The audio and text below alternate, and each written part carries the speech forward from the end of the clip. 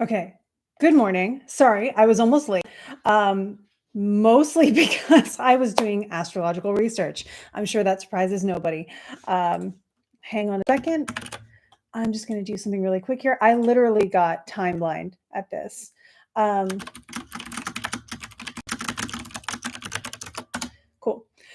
Good morning, Jenny. Hi, Rita. It's good to see you guys. I also, in my research, forgot to remind people on Instagram that this was happening. So if we have a bit of a lower chat today, that's on me. I didn't remind people, but Danny's here, and Jenny's here, and Rita's here, and Russ is here. So maybe we didn't we didn't need it as much. Hi, Misty. Good to see you guys. Thank you so much for jumping on. So let me let me tell you what I was researching actually. Hi, Angela. Good morning. We're going to get into the transits of this week. I want to know how this full moon has been feeling for you guys because it perfects today. So we get to talk about it a little bit more today, too. Jenny, you are the kindest person, and I appreciate you very, very much. I can tell you how my birthday went. I'm also going to tell you how the timing of my new year has already shifted insanely. Hi, Hunter and Rocio. It's good to see you guys. So yeah, it's been a really good weekend for me actually, and I was literally just hi Jackie. I was literally just researching detriment because I was like, hey, the planet that just took over for me is Venus, which is my benefic of sect. She's supposed to be the most benefic planet in my chart. She also rules my sun, so you would think like she's great, but she is severely debilitated in my chart. I've had astrologers tell me she's a functional benefic, and I can see why. Or sorry, a functional malefic. So she might as well be a bad planet, and I can see why. But also there's additional timing that came into it. Remember when I talked about metaphorical timing in a previous thing, and I will recap that. I'm also going to slow myself down because we got tons of time to go over this. So basically what happened was Venus took over. She's a benefic, which is great, but I was a little nervous about it. Remember, I've kind of mentioned a couple times Venus is taking over. It's a 12th house year. There are no planets in my 12th house to sort of also take over and give some other planet a bit more rulership. And my solar return showed a lot of indication between that 12 and 6 axis. So I was thinking it's probably going to be a year, and it probably still will be a year of healing, of, recovery, of what I've been saying to my family and friends who have been asking, like, this is the year I make space for stability in my life. Even though the stability may not arrive this year, I may not be able to get it with that instant gratification. I know that it is promised for me soon. And I love my stability in my life. Trust me, I have not had much stability in the last few years, which has shown up in multiple places in the chart, not the least of which has been Uranus on my sun and then on my descendant since 2022, when my whole life blew up, and has continued to just roll since then in this wonderful chaos. But now in the solar return, Uranus is a full 4 degrees away from my descendant and can get the heck out. So that'll be great.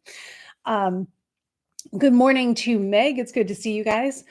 So basically, I've decided that this 12th house year, the year that is very often a year of self-undoing, is going to be a conscious year of self-undoing. And in fact, I felt this coming on a couple months ago when I was like, man, I could really go for some more personal development, which just shows you how neurodivergent I am, because I was bored with my current progress in myself. Now, I am a Scorpio rising with a Scorpio moon. So I really do like the whole transformation thing. That's why my hair is always changing, because I need to change sometimes, but I need to do it drastically. And so I've found healthy ways to do that, namely personal growth, personal development, work in therapy, incorporating and processing trauma, and changing my style.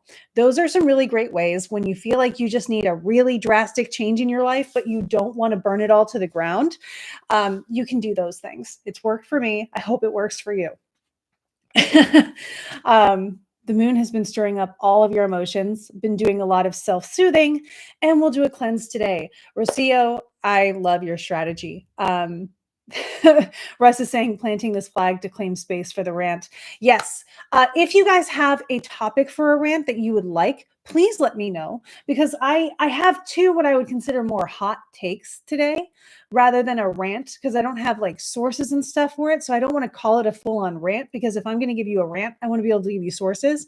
One has some source to it. So I could get into one a little bit more on the ranty side, and they're both theological today. So if those sound good, we can work with that. But if you have something where you're like, hey, this annoys me about religion, or hey, what about this? I hear it all the time in astrology, or hey, this is what I heard on my new age spiritual timeline on my social media this week. It felt funky. Can you investigate this for me? I will. And dang it, it's probably gonna feel funky or agitate me too, which will turn it into a rant. And one of my weird skills is when I rant, I tend to get really loquacious. So the reason I let myself rant is because it comes out better than typically when I'm trying to choose my words.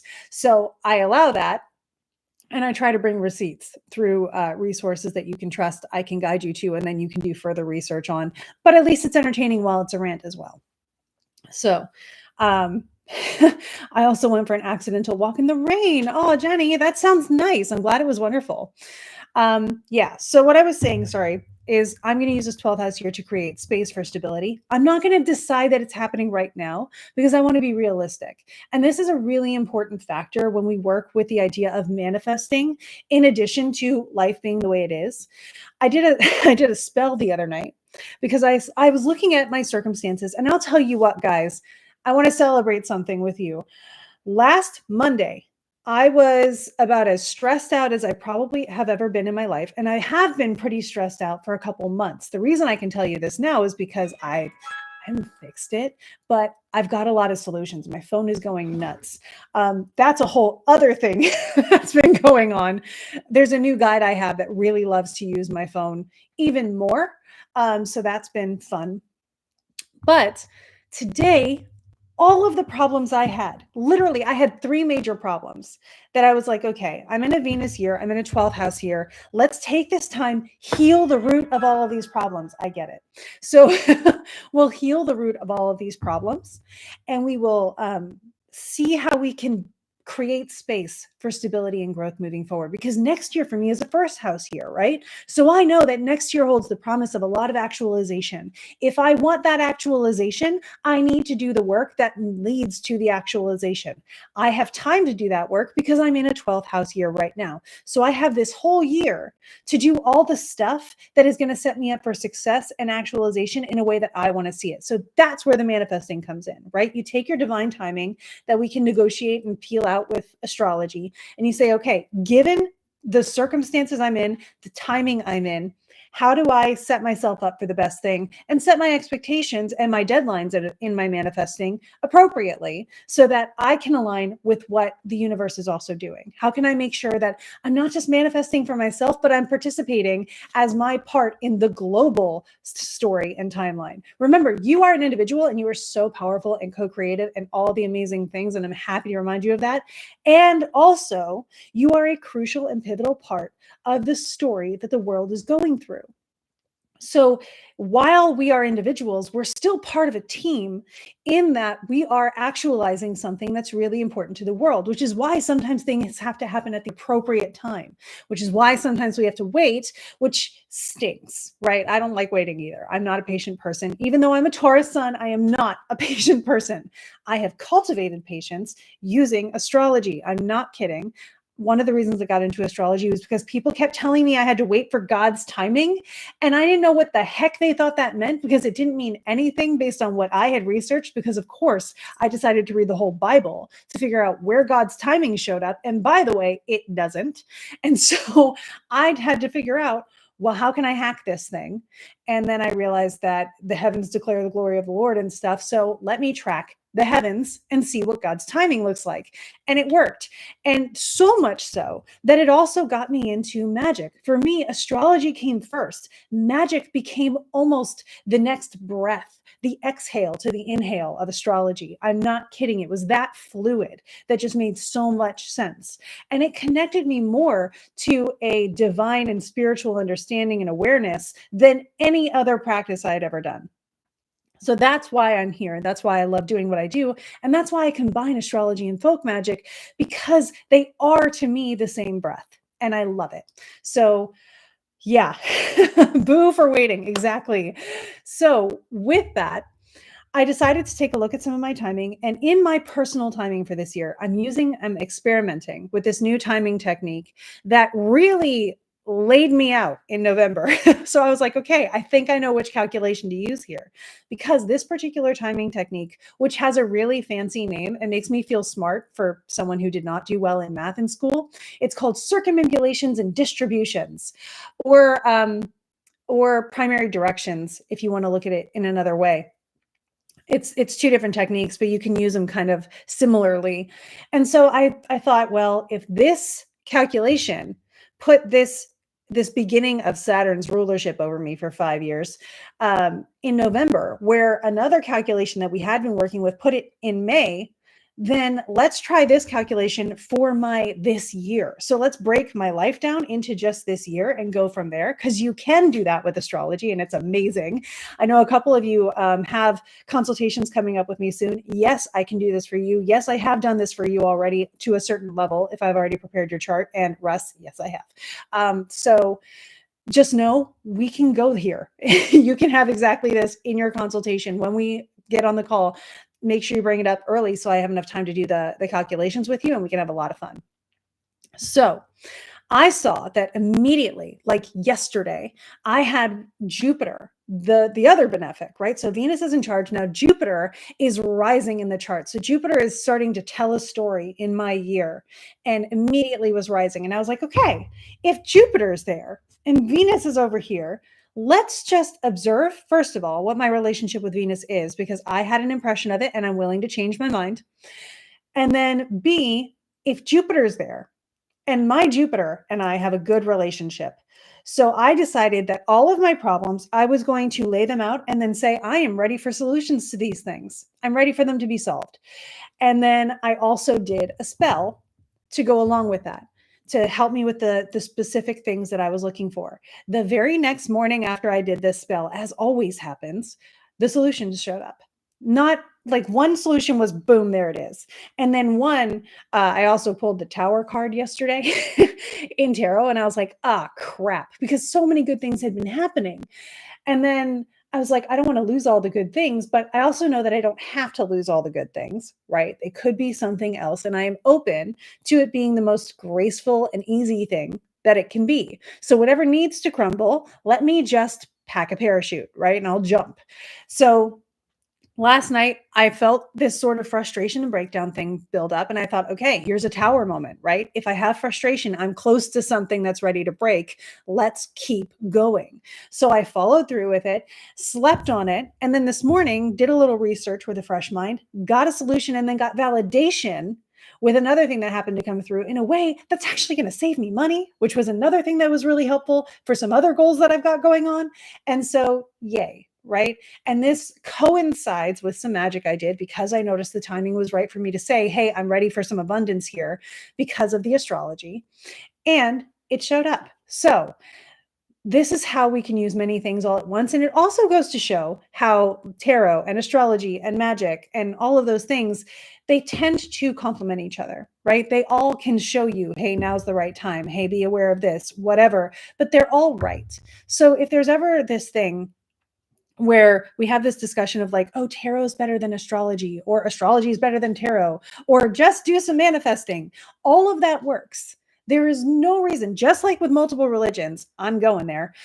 There's no reason to say that one is better than the other. There's just no reason. I've been reading a book on ancient Mesopotamian religion. You guys, this is my life.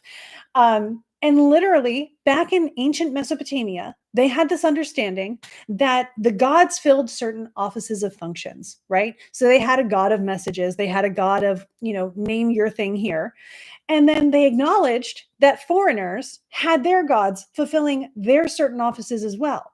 And so to them, it was more of an office and a title that their gods did the same thing, and they respected that. That was totally fine. You can have your gods. They also, I found this, them quoting the book here that I'm reading, and they had no concept at the time of, they actually say directly racism. And I was like, whoa, because I'm reading the Bible, okay? There's some issues there of us and them in the Bible a lot, right?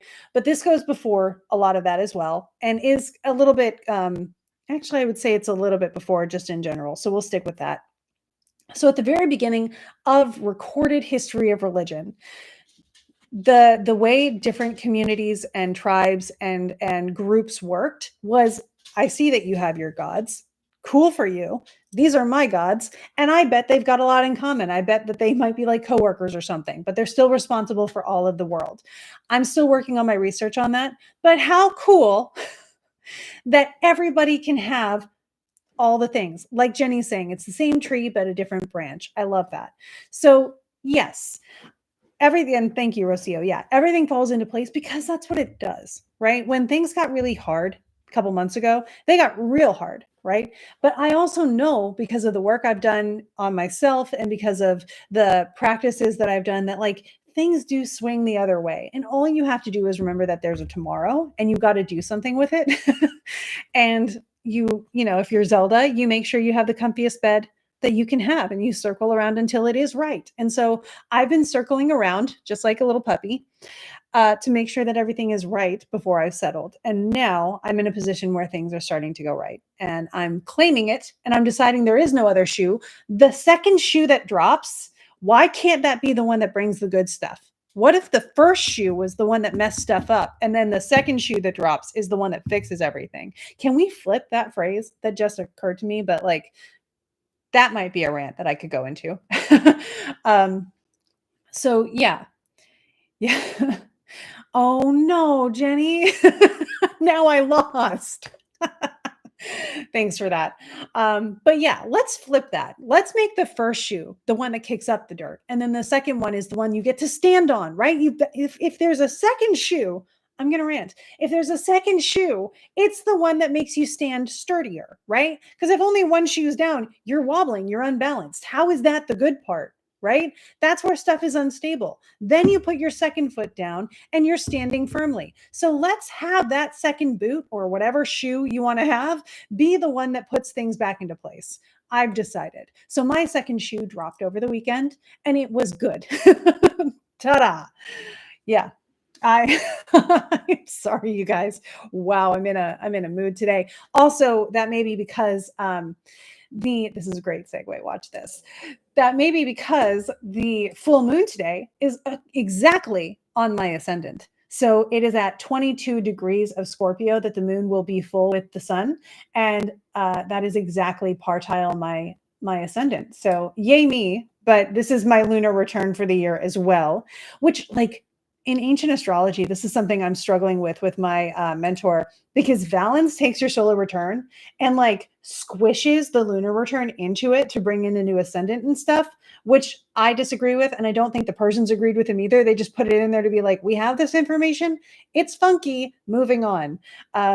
Valid. Because I think, you know, Valens had a tendency, it seems, based on the tone of his work, to be like, here's how astrology is done, but I do it better than everyone else. He's also the only one that does a couple things.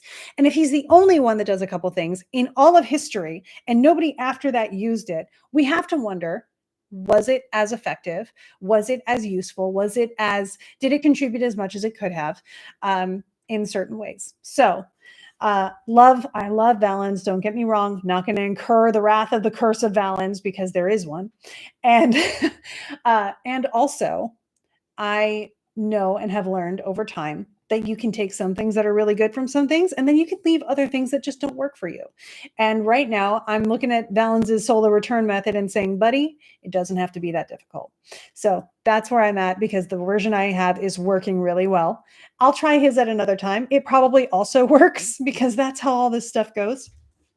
But if we go ahead and we look at our lovely Scorpio full moon, the video for which is already posted on my YouTube channel, we can get into this if you want to. Rocio says, the moon is either in my ascendant or 12th house. I still get confused about the timing when calculating the transits.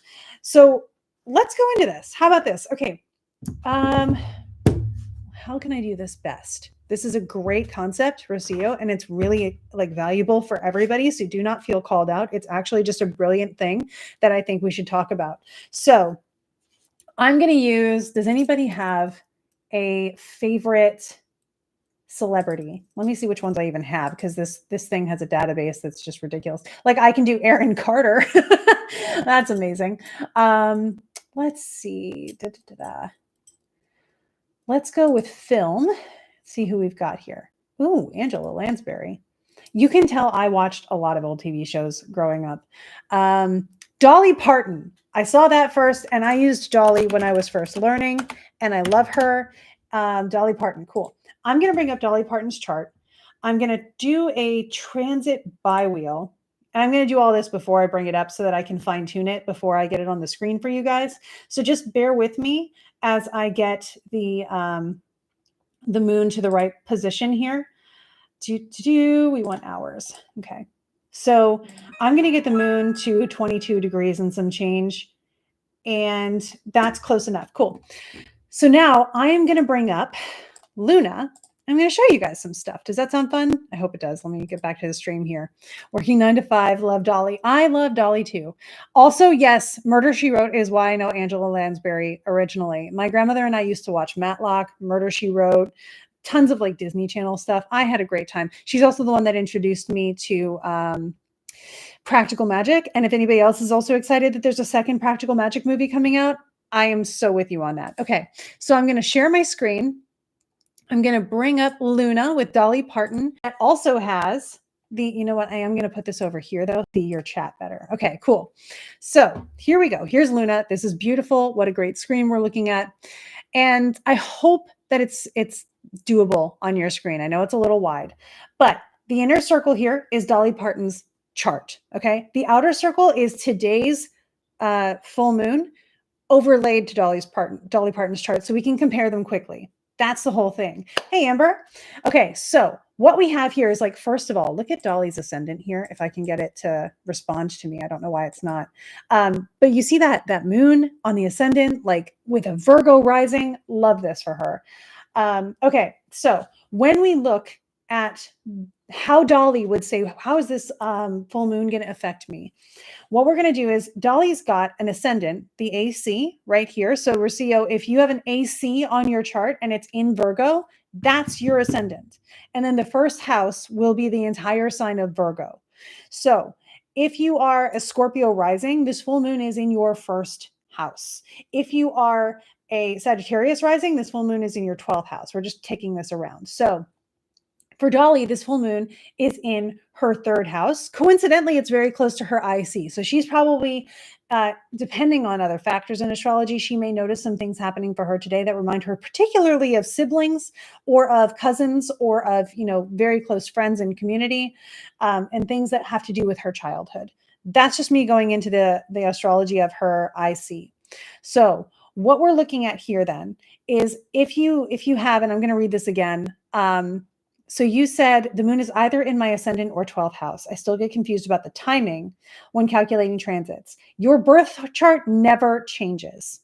So the birth chart itself never changes. We mess with it to find out when each planet is going to show up and do what it promised to do. But the birth chart itself does not change. So Dolly is always going to have this Virgo ascendant. And that means that we look at where the moon is in relation to Dolly's chart rather than having to move anything around for Dolly. So Dolly is always a Virgo rising, which means if this were a Leo moon, that would be in her 12th house. If it were a Virgo moon, that would be in her first. Rocio, just checking in. Am I doing a good job explaining this? I also love that we're doing Dolly Parton, and I love how much you guys love Dolly. This is fun. Yeah, our fearless moderator is here.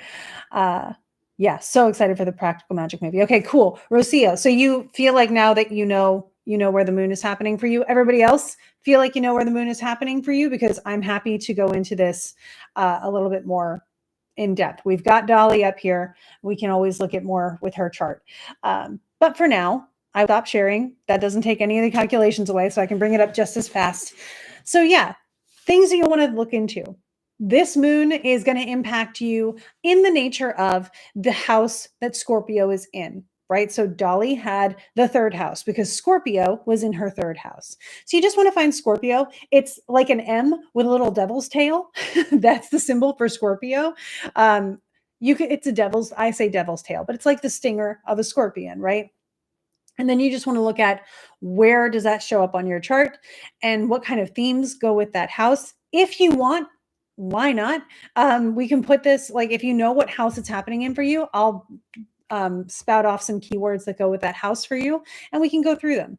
Um, in the meantime, if you're, looking that up or whatever, we can talk about some more stuff too, a little more in depth if you don't mind. So Jenny, what specifically would you like to know? Because I can go super in depth and I would love to, but I want to make sure I'm going down the depth that you want to understand. So basically, and honestly, it's the other situation may be that it's not that deep, which is really weird to say about Scorpio, right? But it's the moon changes signs every 2.5 days or so. So the moon is the one we check all the time because she moves the fastest. She interacts with the sun. She's the second luminary. The sun and the moon are very important because they give light. The sun gives light during the day. The moon usually gives light at night. So they're given a lot of weight in an astrological chart. That's why they're the two ones that are so important. In ancient times, your main three placements that you would go to in a chart is say, where's your sun? Where's your moon? And then what's your rising sign? Those were the basics, because with those, we can infer a lot of stuff. We can say, well, this planet is affecting your moon or your sun or your rising in this way. And those are the hot points, right? They're the pressure points of your chart. So we have Scorpio in the eighth house. The eighth house, so you're an Aries rising too, which is fun. And again, I know that just because if Scorpio's eighth from the first, then that's going to be Aries. So with it in the eighth house is one of the dark houses. And the only thing that means is that the ascendant can't geometrically see it. So it doesn't form a perfect triangle. It doesn't form a perfect square. It doesn't form a perfect opposition, conjunction, or sextile with the ascendant. So because the ascendant, which represents like the you are here in your chart, it's your most vantage point. Because it's kind of out of alignment with that, it's askew from it, it becomes dark. There are 4 houses that are like that are kind of like the blind spots on a car, right? If the ascendant is your windshield, then you have the 12th and the 2nd are those blind spots at the front of the car. And the 8th and the 6th are the blind spots at the back. Same concept, right? It's just harder to see, so you have to really actively look to see it. That's why we have these ways of doing that in modern times that help us with this. The eighth house is also, this is going to get a little numbery, but it's the second house from the seventh. And this is called derived houses. The only reason we care about that is because your second house tells you about your finances. The second house from the seventh tells you about other people's finances or other people's property or other people's problems, as some people will like to say it. So if you are represented by the first house, the seventh house represents other people. This is where your experience starts becoming affected by people you interact with. If you have a sun in the seventh house, like I do, if you were born around sunset, you'd probably have the sun in the seventh house. It can be really hard to extract your own identity, your own worth, your own ideas from what other people think and feel. So I've done a lot of work on that. I can help you with that. Definitely schedule a consultation because it gets personal. I'm not going to air anybody's dirty laundry here. But if you have a sun in the seventh house and you're like, dang it, how do I just, what is it called? How do I focus on my own approval and not need other people's approval? Yeah, I had to think about it because I've done a lot of therapy for it.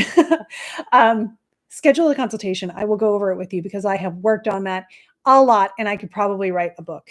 But I think I figured it out. So I'm really excited about it. So it also means you work really well with clients. So there are strengths as much as anything else with that. Don't worry. So yeah, great. Apologies to all of my seventh house sons. So with it in the eighth house is other people's stuff. The way that this can show up is often it's the material resources that come to us externally. So inheritances, loans, your taxes, because it's technically money that belongs to other people. Any kind of debts, technically things that belong to other people, but also things that other people are in control of happen there. Now, you will also find, and I'm not going to ignore this, you will also find that the eighth house is often called the house of death. This is true. However, it's not necessarily that if something is in the eighth house, you're going to die, because Everybody has some kind of association with the eighth house. Everybody has an eighth house. I know people who have the sun in the eighth house. I know them. They're here. They're like over 60 and whatever. So they've had 2 Saturn returns and they're going, right?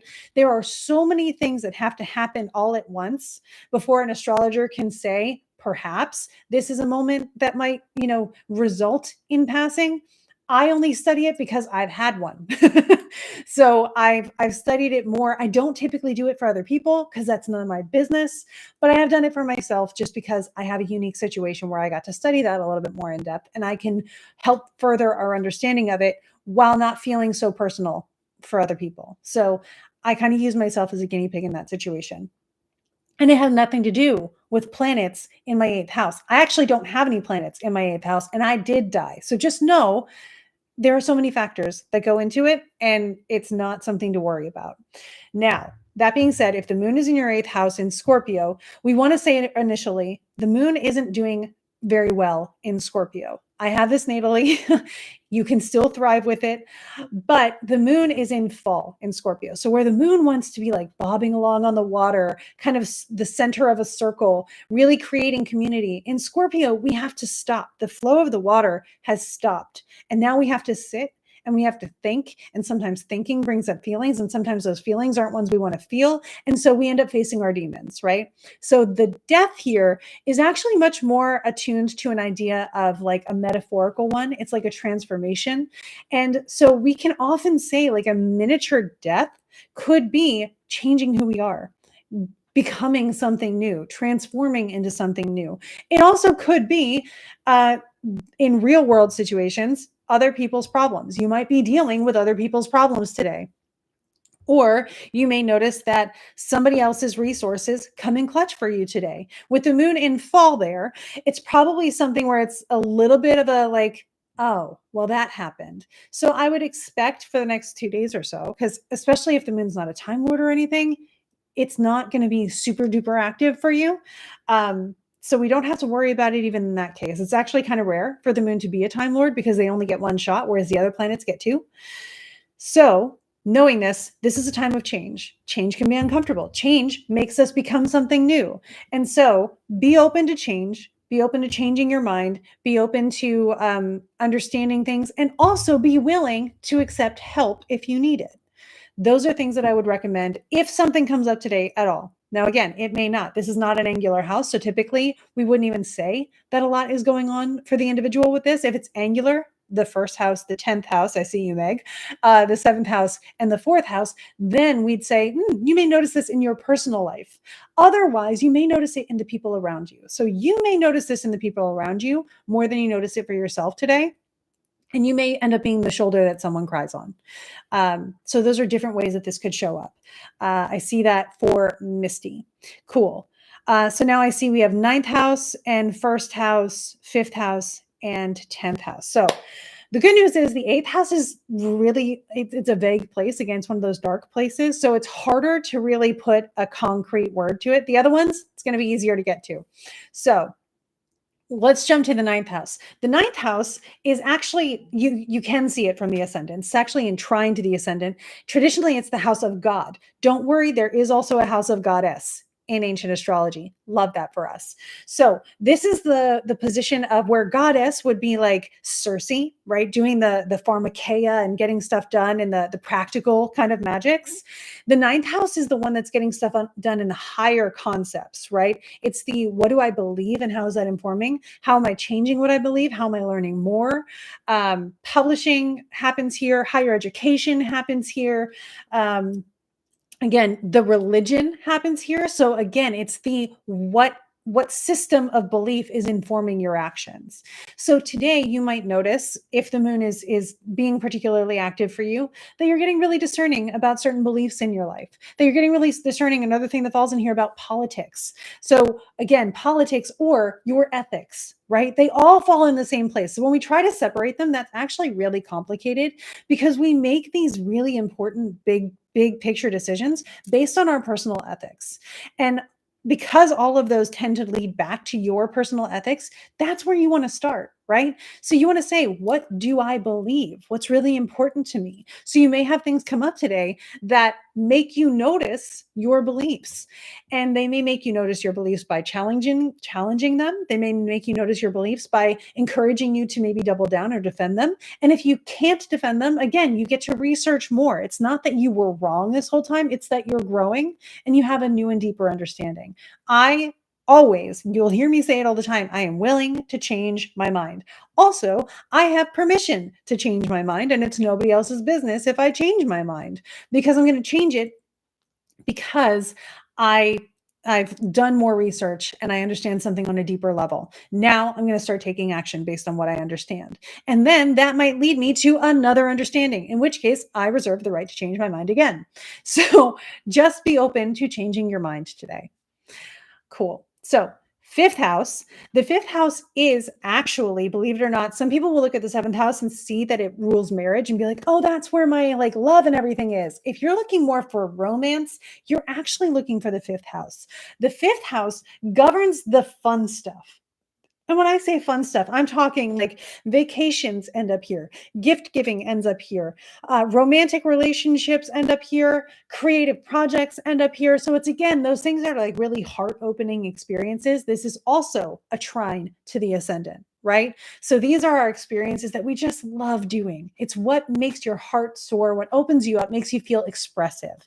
So today, what I would do if I were you and the moon is in my fifth house, especially knowing that you have Scorpio as your fifth house, I would let your art reveal to you some stuff that may feel stuck. So if you're feeling stuck on stuff and you're like, I really don't know, it's underneath that subconscious somewhere. So do some art, write a poem, paint a picture, and see what that reveals for you. My dog is having a sneezing fit and she's adorable. You okay over there, baby girl? Okay. So just see what your art reveals to you. Do it without judgment, do it without a specific goal, and just see what comes up. Let your heart kind of tell you what it's feeling and see where that goes. Um, so that's our fifth house. First house, you're like me. So not only is this my lunar return, but obviously that means then that I have the moon in the first house. So the first house is again, it's the windshield or the steering wheel, the helm. They used to compare, because they didn't have cars, they used to compare the chart to a ship. And so the chart, the first house was the helm of the chart. And the ruler of that sign, in this case, it would be Mars for them, and for in my mindset as well. The helmsman would be the ruler of that sign, and so that would be Mars. So the ruler of your chart would be Mars. You would look at Mars for extra context. However, the moon is in your first house. The first house also rules the body, our physical appearance, our sort of intention of direction in life, not necessarily life purpose, but where we're going. Right. So the destination is another thing. The journey that you're on right now is more the ascendant, right? Where am I going right now? What am I focused on? That kind of stuff. What is in my windshield? So your general personality can show up here too. So today you might be going through some stuff that feels very personal. Again, it's your first house. This is as personal as stuff gets in your chart. So if you're feeling emotional, if this is bringing up stuff for you, ask yourself, how am I as an individual ready to transform? I'm bringing in transform again because of Pluto, not Pluto. Pluto also does it, but I'm bringing it in because of Scorpio. Scorpio is a fixed water sign. Water is intuitive, water is emotional, water is flowing, right? It's all of those things that we associate with water, but this one's fixed. So it's like a lake rather than an ocean or a river. And so this lake, what can you do in a lake, right? You can look at your reflection. So reflect on things today. Ask yourself, am I the person that I'm excited to be? And if I'm not, what would I rather? Because it's a full moon, right? That also is a reiteration of reflection, because the moon has as much light as she gets. And so reflect on who you want to be. Is there anything you're doing to please somebody else? Shed that. That is something that a Scorpio moon would want to do. Because again, a Scorpio moon, we have our own unique way of feeling our feelings. It's not that we want to keep secrets, as people will sometimes say. It's that we're not sure people can handle it if we tell them. So we keep it to ourselves, because to us, deeper things are more comfortable to hear, to do, to experience, or whatever. Other people tend to get really uncomfortable about that. If you've ever traveled with Em and me on our trips, by the way, Peru still has a ton of openings. It's going to be hilarious just because it's us and we have a good time. I will sometimes crack a joke and I'll think it's hilarious. I did this the other day I'm part of the National Cosmic Geocosmic the National Council of Geocosmic Research. I'm the vice president. Ask me to say the name. But I was on the call and we were talking about circumambulations. I have done the most research of the group on this. And I was like, yeah, I accidentally came upon my Saturn conjunction in Saturn's term in Saturn's signs. I'm pretty sure I die at 69. Everybody else on this call starts going off on how you can't say when someone's going to die. You don't know and blah, blah, blah. They were misjudging me because of how young they perceive me to be. And I get that. But also I was like, guys, it's a joke. I've already died once. It didn't stick. It's not something that bothers me. Can we get on with the meeting? And this was my version of joking. Scorpio moon, right? Your sense of humor can also come from the moon. So often I will tell a joke, and M, who is also a Scorpio moon, but is a lovely Libra rising, so has a better filter, will be like, that's just Krista's sense of humor, you guys. It's okay. And I appreciate her for that because then I don't have to like push myself down. Also, if you have a Scorpio moon, you will really enjoy the movie Thunderbolts. I'm not kidding. I went to see it yesterday and I was just like, this is perfect. I'm really glad they went there. So I recommend that. So yeah, think about, and this is so perfect for me today too. The moon is a point we would look at for the body. So is the ascendant. So think about your physical self and how much you can appreciate that today. And if there's anything that you would want to change, what clarity might you get today? And I got some, guys. So it happens. What clarity might you find that helps you feel better about where you are and where you want to be and gives you the steps you need? So feel free to say, I am ready for solutions to these things. It worked for me. My timing is, like I said, very Jupiterian at this point. But you can also set yourself up for that. So look for solutions to the things that you want. Hi, Gabe, thinking for yourself. How dare. Yeah, so you were probably here in time for the NCGR thing. You might have thought it was funny. I don't know where your moon is, Gabe, but you would probably have laughed with me on that call. But everybody else got really up in arms about it. Okay, next one I think is 10th house. Now this, as compared to the windshield I was talking about with the first house, this is one where it's kind of like, think about north on the compass, right? And imagine your compass is like either Jack Sparrow's compass or the compass in Pocahontas, whichever one you like better. Because this is the one that is pointing towards your north. Gabe, I'm so glad you liked Thunderbolts. Thanks, Gabe. Yeah. So the 10th house is called the midheaven. It's not always the midheaven in certain calculations of the chart, but it is sort of the middle of the heaven ideally, right? And so you look at the 10th house to see your reputation, your career, and the direction of that and the sort of nature of it. So if you have Scorpio in the 10th house, you're probably really driven to do some deeper work or some work that really gets under the surface of stuff. One thing I noticed about Scorpio is if they see something that like it's the crust on something, they're going to dig underneath that to be like, is that chicken pot pie? What's underneath there? Like, why is there a crust here? I need to understand what's actually going on. So like in a conversation, typically you'll hear me say, okay, but what's the real problem here? Because this is just how we're feeling. And I also intellectualize. So that's, another thing that can happen.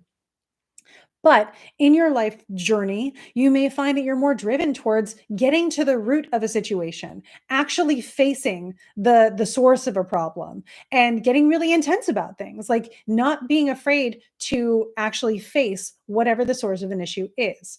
So with the moon there today, you may notice that you get some insights, especially since it's a full moon, right? We're talking about reflection. Think about fixed water is a lake that reflects. The full moon is also a reflection kind of thing. So you might be getting a lot of clarity and reflection on your career path, because that's tends to be what our life's work is. Demetra George also calls this life's work, and I really like the pressure that takes off of having to do your passions as a job. So think about how, Meg, think about your life's work today. Reflect on it. And Meg, I know your story. So be proud of how much you've accomplished. Realize how deep you've already gone. Another thing Scorpios can do is really push without actually stopping to take a break. So Think about how much you've accomplished. Think about what you've done. Take some time to reflect and say, I'm really proud of where I am and I can't wait for what else is coming. My favorite thing about thinking about the moon cycle, from new to full and back to moon to new again, is like a hero's journey. And so there's the midpoint of the story where the hero accomplishes something and they're like, wow, I got what I've set out to do, but I also acknowledge that there's so much more that I can do. So you're at that moment of actualizing one part of you and realizing that you can get further than this plateau. But don't forget that stories have scenes and sequels. This is a little known thing. Have you ever seen that? Oh, this is a perfect example. I'm in the Marvel movie mindset here. Perfect example of a sequel scene is shawarma in Avengers. The first Avengers movie, they go through this whole big battle and we're all really amped up at this point, right? We're all like, oh, that was a lot. And so what they do is give you some minutes to like process that. And they do too. They all go out for shawarma. And so it's just that like, wow, that happened kind of moment. Give yourself a that happened moment today before you start rushing into the next thing. So yes, sending you all the good vibes. I hope that these are happy tears. And that I know you've accomplished a lot. So I'm just going to go into this for a second. Meg, you have accomplished a lot. Meg is one of the students in my thing. We talk a lot. So I don't go this in depth with just anybody. But Meg, you've accomplished a lot. And I think you have every right to be proud of yourself. And I hope you take a minute to really feel that today. Yeah. So thank you. Yeah, Rocio, you've been wanting to go see Thunderbolts. I will put another vote in to definitely do that. I'm not a big movie person. I'm a big movie person. Going to the movies is not something I do as much anymore now that like they're going to be on streaming in a couple weeks or whatever. But sometimes there's a movie you're like, that's probably going to be fun at the theater. This one was fun at the theater, so I would recommend. Yeah, thank you guys for popping off for Meg in the chat. That's amazing. Cool. So I think I caught up on all the sign or the houses. And it was funny to me that, our main ones that showed up were the ones that were either angular or trine to the ascendant. Yes, that kind of supports the astrological theory of who might notice this the most. So yes, the other water signs are noticing it, and also the signs that are angular, not the other water signs. Sorry, the signs that are angular to their ascendants. Yeah. Oh, but that would be other water signs. Yeah. Yeah. Cool. Any other questions and stuff like that? We still have about 10 minutes. I already did a rant earlier. Again, I really want to encourage people. You can comment on this video. You can send me a message through my website, whatever. Jump on my Patreon. There's a free tier. And so you can go on there and comment or whatever. Or you can join and get a bunch of perks. Would love that, to be honest. Either way, feel free to tell me what you'd like me to rant about. I will rant on your behalf. I will research and rant for you. I love ranting, so it's not something that I'm going to shy away from. Yeah, so let me know if there's anything you'd like me to add to the list of things I will rant about. I am starting to try to research some of these more theological rants, like I said, but I want to make sure I have like good sources to be able to give you for these. So yeah. I want to do a release spell today. Do you think the moon will help, or should I save it for another time? I think the moon will help, especially if you're releasing any limitations on yourself, if you're releasing any limiting beliefs. The one thing to take into consideration, I'm going to take Dolly out of this chart. I know it's a shame, but I will show you this chart for the next couple minutes and we'll go over the moon. Now, remember, I do also have a video on my YouTube that goes into this a little bit more, but let me share my screen and I will show you today's full moon and what I'm talking about so that it doesn't just feel annoying. Cool. So when we're looking at this moon, let's narrow it down. That doesn't do a whole lot because she's talking to a lot of people, but we've got the moon here who is going to apply to, I'm going to look at the application to Saturn the most. So again, we're going to break some limiting beliefs. We're going to stand on our own standards here, but we can't forget that Mars is in square to this whole situation, and that the sun is conjunct Uranus. So breakthroughs are a great idea. And so if you're looking for a breakthrough, which could come from releasing something and saying, I get rid of this to make space for the better stuff, all I would recommend, because Uranus is involved, is I get rid of this to make space for the thing that I want or better, because Uranus likes to do things that are unexpected. And being that close to the sun, yeah, I have some ideas about it, but the conjunction will happen later this week. So you may find that you even get the breakthrough a little bit later this week because you released today. Give it some time, give yourself time to sleep on stuff. At the beginning of this call, like I said, I had this thing where I looked at my timing. Gabe, in my solar return circumambulations, Jupiter rose over the weekend and it was amazing. So I had good timing and I decided, let me do a spell to really give some oomph in this. What did the spell do? It said, hey, like if this is a team effort, right? And the planets are like, this is what we're going to do. And the timing is like, cool, right on. Then I was like, you know what? Me too. And then we became a team or Captain Planet or whatever you want to say. And so I just aligned myself with what I saw happening. And it happened.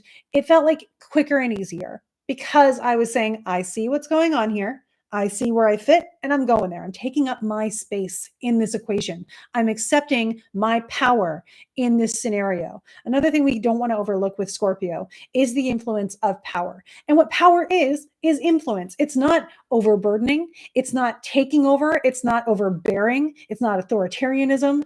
Power in your sense is what you are capable of and the influence you have and how you choose to use it, right? Power can be incredible. To me, the way I choose to use my power, the way I choose to use my power is through teaching.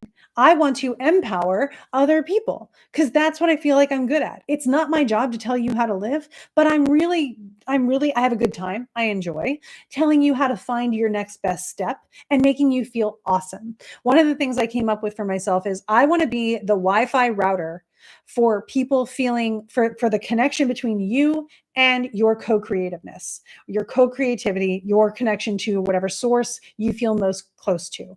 So I want to amplify that. That's my job. So my job is not to tell you who you are. My job is not to tell you what to do. My job is to make you feel more amazing than you felt a minute ago, if I can do that. Because if you feel absolutely amazing, you're probably not coming to me anyway. So if you are coming to me and you'd like to feel more amazing, that's my job. I want to make you feel more amazing. And I want to show you exactly how that works so you get the why. Because in my world, nothing makes sense unless someone explains to me also why it makes sense. So I'm going to give you that too. You get all the benefits of my neurodivergence. And so that plus strategy, because that to me is what makes me feel the most control. And when I feel like I know what I'm doing, I feel like I know when to act. I feel like I know when I fit. I feel like I know what I'm capable of and where I can go. And so I want you to feel capable of whatever it is that you want to feel. And then I want you to feel like you know what to do. And I'll encourage you on that. So that's what I'll do on these lives. That's what I do in consultations. That's what I try. That's what I hold myself accountable to. And I do my best to do. So I hope that it works on these lives. And just know, like, I do have the utmost belief in all of you. So Rocio, long story short, yeah, it's a good time to do a release spell. If I were to say when to do it, it would be after the perfection of the full moon, because after that, the moon starts waning. And so that's the releasing side. So if you want to really take good advantage of it, sometime after 1 p.m. today, and even later into the evening would be fine, I guess, just to give the moon some distance. The moon will be full for like a day-ish more, a little bit more than that. So yeah, today and tomorrow, do your releasing thing. And I think you'll be fine. I'm just doing some math in my head to check on myself here. But yeah, that's when I would do it, when the moon is officially in that waning phase, so that you're going along with what the moon's doing and releasing. Yeah, cool. Happy to help. Yeah, I actually took advantage of the moon being waxing the other day because I was like, ooh, I need help. I need an increase in protection and resources and whatever. So I took advantage of the moon waxing in the sign that literally was waxing in the sign that is perfected for me. So I'm just like, hey, let's let's set a tone for the year. I understand and I accept that this is what I'm meant to do this year, and I will keep my expectations realistic and also Can you help me with these things? And so it became this really equal exchange of agreement and energy. So far, so good. I'm really excited. And that's why I was almost late to today's live, because I was researching planets in detriment to see if I could find any more evidence to why things were going so well. So, yeah, cool. So we have about 5 more minutes. I could probably handle one more question in that time, or I can give you 5 minutes of your day back if you want to. Liz has a rant idea. Liz, what was your rant idea? I will write it down. I'm not kidding. I have my document open. Hang on a second. Liz, let me go back up. Liz, maybe rant on how the Bible and other books like the Apocrypha are separated instead of together. Okay. Why are the Bible and other books separate? Cool. I will look into this. I will do research on it because I already have some ideas from what I've already read, but I'd like to do better. So I will do some more research on this. I will cite my sources when I do this rant. And I'll let you know. It's silly because here's the thing, right? I'll give you a preview now, Liz. Basically, they're not always separate, right? If you go into my Oxford Annotated Bible right now, they are together. It includes the Apocrypha. The Catholic Bible includes more books than the Protestant Bible does. So short answer is going to be, it's all about the agenda. It's probably going to be the long answer too, but to satisfy you until I can get back to you, it's all about the agenda. And we'll get there. How many degree orb would you give this moon since it is so quick? This lunation is pretty close to my natal moon. Ah, Carl, me too. It's actually partile my natal moon. So here's just some basics. The moon is considered full for 45 degrees after the perfection of the opposition with the sun. So at around 1 p.m. Eastern today, the moon and the sun will be exactly opposite each other. The moon gets 45 degrees, which is like 2.5 days-ish, because she goes 13 degrees each day. So check my math on that. She roughly travels 13 degrees in a day. So you get more like roughly 2 days-ish of her being in that full phase. However, like you're pointing out, she's not in Scorpio that whole time. So while she's full, she's not going to be full in Scorpio. So if you want to use the time of her being full and also in Scorpio, I would give it until she gets out of Scorpio, which happens tomorrow at 4:30 a.m. So do stuff tonight so you don't have to wake up super early. Or if you want to get super fine-tuned into astrological hours and things, go for that. But I would give you tonight as the best time to do a full moon in Scorpio situation, knowing that if you want to do a full moon thing, you could get the moon out of fall and still have a full moon. So if you decided to do something tomorrow, you would have a full moon in Sagittarius, which would give you still the full moon energy, but Sagittarius, where she's no longer in her fall and the moon is a little bit more equipped. So this is one of those situations, Carl, great point, where it may benefit you to not use the sign that she's in. Since she is at the end of it, you could take advantage of the moon with a little bit better dignity.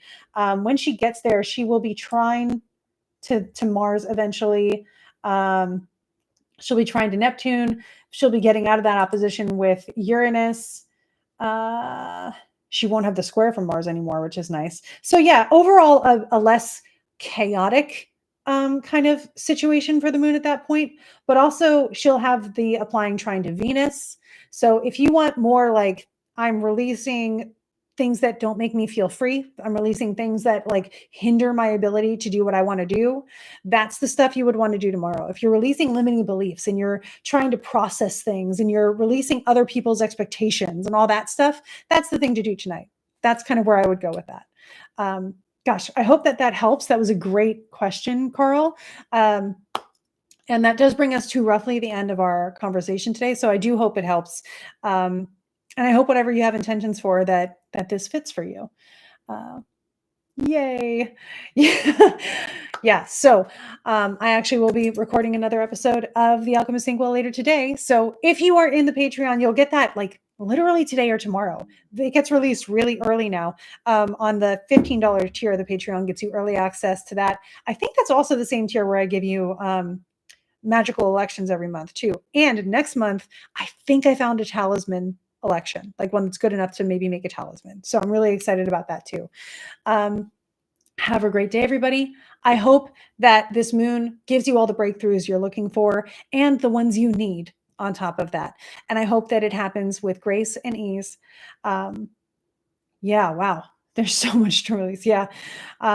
Yeah. So maybe take advantage of that Sagittarius stuff there, Carl, and just give yourself the freedom of not having any obligations weighing on you. And know that it's going to do that naturally, right? Like you're doing a releasing thing, which is great, but it's also happening naturally. So don't put too much pressure on yourself to do it all by yourself. This is your natural process and you're aligning with it wonderfully. So thank you, everybody. I appreciate you. I will see you next week for another one. Yeah, cool. I will be here next week. See you soon. Have a great time.